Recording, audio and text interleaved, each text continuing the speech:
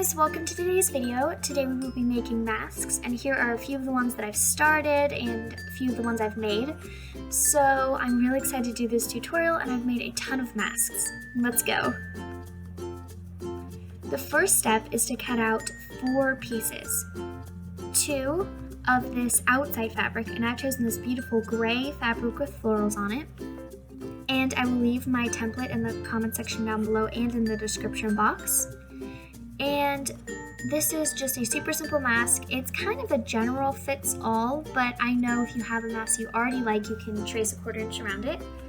Then you're going to need 2 pieces of a softer fabric for the inside. Now it doesn't necessarily have to be softer, but I just prefer it. Now you're going to sew, leaving a 1/4 inch seam allowance along this edge. And a seam allowance is just how far away from the needle you're going to sew, or from the edge of the fabric you're going to sew. So here I've sewn mine. And then you're just going to do that exact same thing for your outside piece.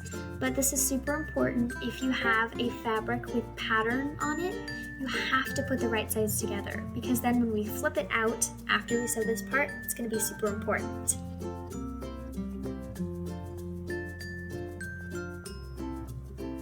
And again, just use a 1/4 inch seam allowance.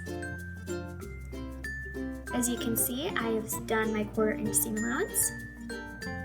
And you can snip the curve, but I've realized it's not really a necessary step. Now you're going to flip this fabric so the right side is facing up or out. And it's the really cool thing about masks is how they sit on your face. This pattern makes a perfect kind of curve.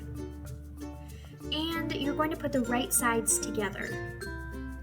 This way, when we flip it out, after we've sewn along the top and bottom edge, the right sides will be on the outside. So I'm just going to sew on this top and bottom edge, again with a 1/4 inch seam allowance, leaving these 2 sides open so that we can flip it. This is super duper important. So again, just sew on the bottom and the top with a 1/4 inch seam allowance. So now I've done that, and I have flipped my mask right side out, and now I've ironed it. And this is just super important to make your mask look a lot nicer. Now I'm taking a mask that I've already made, and you can just use a mask that you know fits you well, and we're going to iron in those edges like I'm showing you here. And you're going to iron it to the point that your other mask is. And here we go. This makes it look super neat and prepares for our last step, which is putting in the elastic and top stitching. So I kind of like to do this in one step just to get it out of the way. So here I've pinned in my elastic. You'll need 2 5.5 inch pieces of elastic and sew them a little bit away from the edge so that it doesn't pucker. This is super important. And you don't actually have to pin them, but I just feel like it makes the whole mask look a little neater if both edges are even.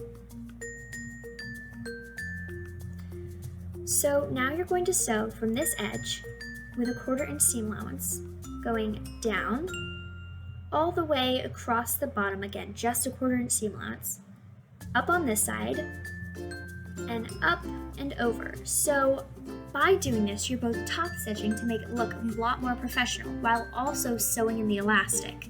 This is super cool that you can do this in one step.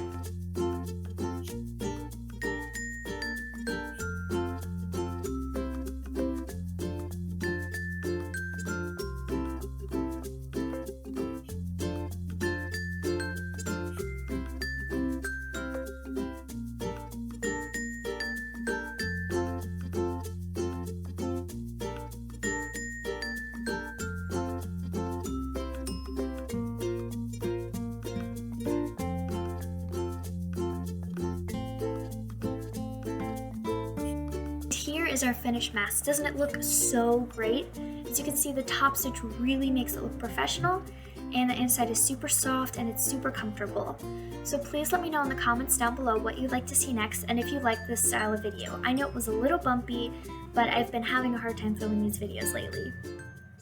I really hope you enjoyed.